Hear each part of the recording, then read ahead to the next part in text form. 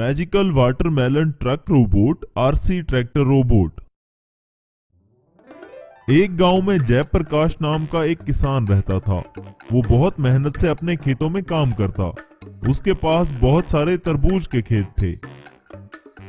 खेत में उगने वाले तरबूज को शहर की मंडी में बेचने के लिए उसके पास एक ट्रक था। पास ही का खेत जीवन नामी एक धनवान का था। वो बहुत ही घमंडी आदमी था। एक बार जयप्रकाश और जीवन की आपस में कुछ कहा सुनी हो गई। जयप्रकाश ने किसी भी तरह करके बात को खत्म किया, लेकिन घमंडी जीवन तब से उसका दुश्मन बन गया और उसने सोचा, इस दो कौड़ी के जयप्रकाश को सबक सिखाना ही होगा। ये अपने आप को आखिर समझता क्या है। अब इसको बताऊंगा कि जीवन से पंगा लेने का अंजाम क्या होता है। अब ना तो इसका खेत बचेगा और ना ही ये ट्रक। मैं इसे किसी लायक नहीं छोड़ूंगा। इधर अगले दिन जयप्रकाश अपने खेत में काम कर रहा था कि तभी वहां एक साधु बाबा आए। बाबा काफी थके हुए लग रहे थे। तभी बाबा जयप्रकाश से, सुनो बेटा, क्या ये तरबूज का खेत तुम्हारा है? जी हाँ बाबा, इस खेत का मालिक मैं ही हूँ। बेटा, तुम मुझे भले आदमी लग रहे हो। मैं तीर्थ यात्रा से काफी दिन का सफर करके आ रहा हूँ। रास्ते में खाने को कुछ भी नहीं मिला। बहुत भूख और प्यास लगी है बेटा। क्या कुछ खाने को मिलेगा? जी जी बाबा, जरूर मिलेगा। मैं अभी आपके लिए अपने खेत से तरबूज तोड़ के लाता हूँ। तब तक आप पेड़ के नीचे आराम कीजिए। अभी जयप्रकाश अपने खेत से ताजा तरबूज लेकर बाबा के पास आता है। बाबा खुशी खुशी तरबूज खाने लगते हैं। पेट भरकर तरबूज खाने के बाद बाबा जी जयप्रकाश से, बेटा, तुमने मेरी बहुत सेवा की है। तुम्हारा बहुत धन्यवाद। ये एक तरबूज मैं तुम्हें मंत्र पढ़कर दे रहा हूँ।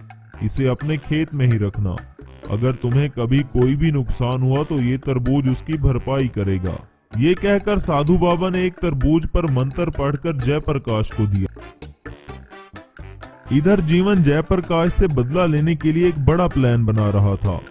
उसने शहर से एक काबिल रोबोटिक इंजीनियर को बुलाया और उससे अपने ट्रैक्टर को एक मैजिकल ट्रैक्टर रोबोट बनाने को कहा। तब इंजीनियर अपने काम में लग गया और कुछ दिनों की मेहनत के बाद उसने घमंडी जीवन के ट्रैक्टर को मैजिकल ट्रैक्टर रोबोट में बदल दिया।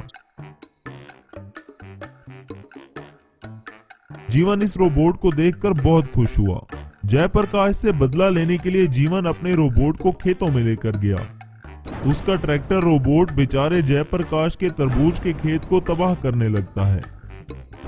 थोड़ी ही देर में रोबोट तरबूज के सारे खेत को तबाह कर देता है और अपने मालिक जीवन के साथ वहां से चला जाता है। कुछ देर बाद जयप्रकाश अपने ट्रक पर खेतों में आता है।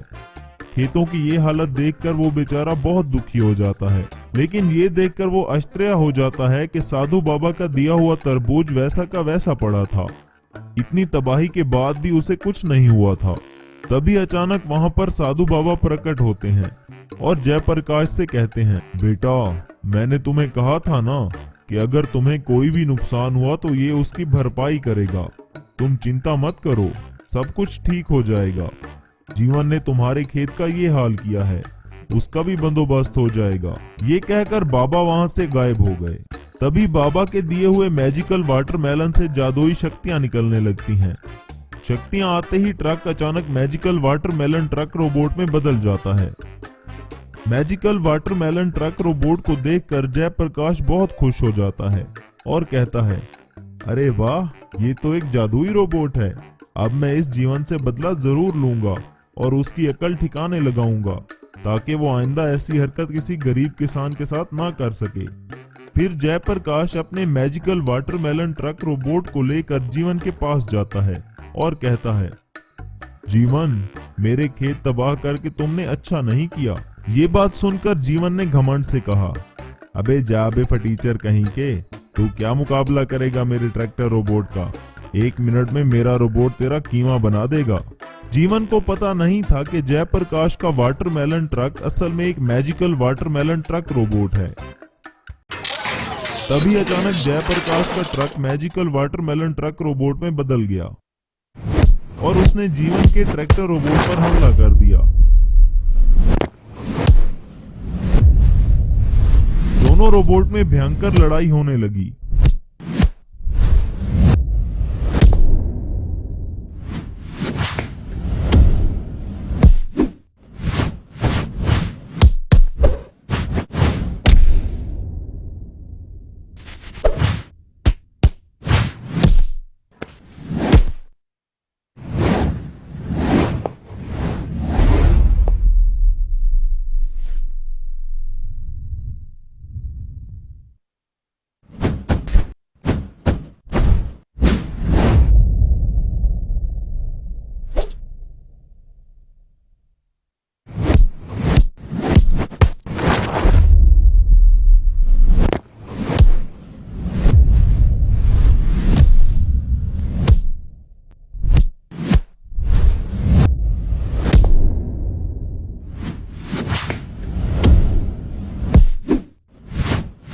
कभी मैजिकल वाटरमेलन ट्रक का पलड़ा भारी रहता तो कभी ट्रैक्टर रोबोट का। दोनों रोबोट ने एक दूसरे को टक्कर का मुकाबला दिया। आखिर में मैजिकल वाटरमेलन ट्रक रोबोट ने ट्रैक्टर रोबोट को वहीं पर ढेर कर दिया। ये देखकर जीवन ने जयप्रकाश से माफी मांगते हुए कहा, दोस्त मुझे माफ कर दो, मैं अपने घमंड में अंधा हो गया था। मैंने तुम्हें माफ किया जीवन, हमें छोटी छोटी बातों पर झगड़े बढ़ाने नहीं। फिर वो दोनों शांति से गांव में रहने लगे। अचानक साधु बाबा ने अमर, प्रेम और शंकर के लिए 3 जादुई रोबोट प्रकट किए। तीनों रोबोट से सोना, पैसे और हीरे निकलने लगे।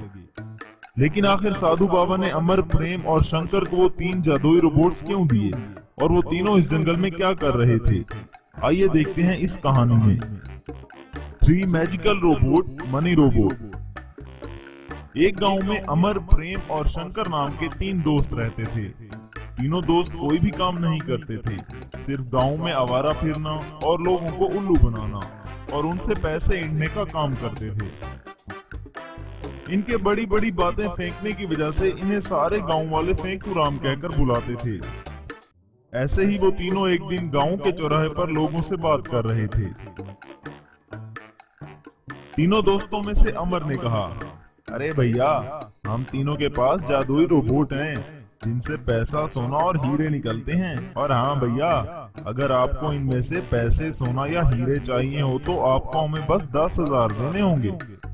उनकी ये बातें सुनकर वो आदमी भी उनकी बातों में आ गया और वो उनको पैसे देने ही वाला था कि तभी एक औरत वहां आई और उसने कहा, अरे अब तुम तीनों ने मिलकर ये क्या फेंकना शुरू कर दिया है? भैया, आप इन तीनों की बातों में मत आइए, ये हमेशा ऐसी ही बातें करके लोगों को फंसाते रहते हैं। उस औरत के बीच में आकर उस आदमी को रोकने की वजह से प्रेम ने कहा, अरे यार, ये औरत भी ना, इसे भी इसी वक्त बीच में आना था, सारा खेल बिगाड़ दिया हमारा।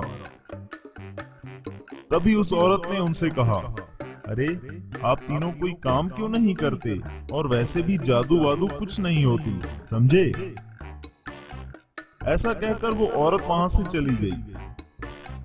लेकिन इन तीनों की कही हुई रोबोट की बातें पूरे गांव में फैल गईं।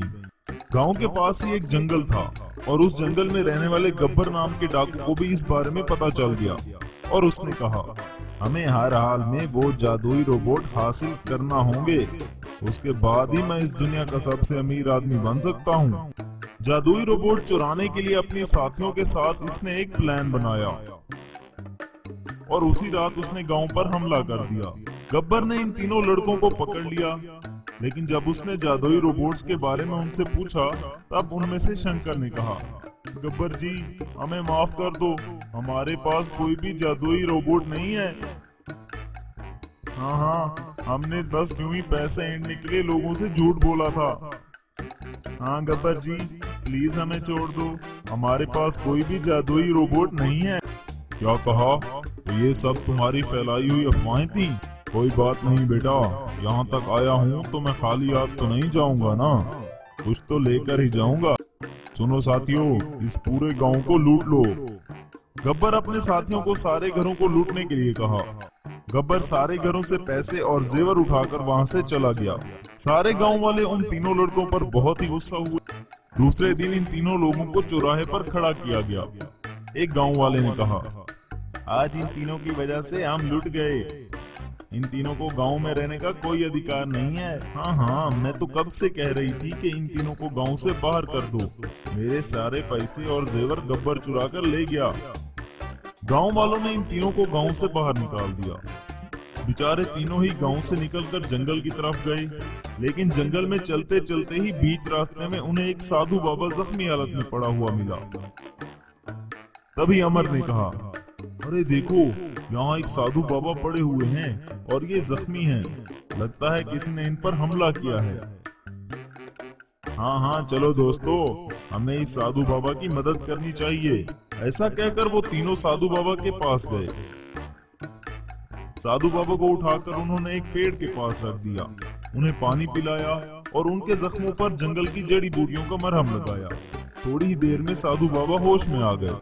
साधु बाबा एक अंतर्यामी थे, इन तीनों की तरफ उन्होंने बड़े ध्यान से देखा और वो सारी बात समझ गए कि इन तीनों के साथ क्या क्या हुआ है। तभी साधु बाबा ने कहा, आप तीनों का बहुत धन्यवाद बच्चों।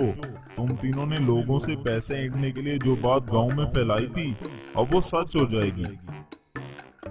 बाबा, पर आपको ये बात कैसे पता चली? अरे बच्चों, मेरी ये हालत भी तुम्हारी वजह से हुई है। गब्बर मिला था मुझे रास्ते में, उसे लगा कि मेरे पास रुपए पैसे होंगे। जब उन्हें कुछ नहीं मिला तो उन्होंने मुझे खूब मारा और वो चला गया।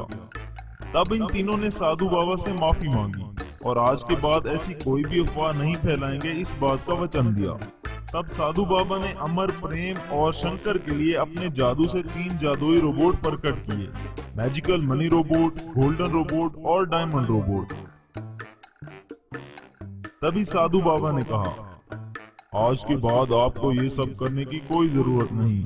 इन रोबोट से मिलने वाले पैसे, सोने और हीरो से तुम गरीब लोगों की मदद करना। तभी इन जादुई रोबोट से पैसा, सोना और हीरे निकलने लगे। तब वो तीनों खुशी खुशी अपने रोबोट्स को लेकर गांव आ गए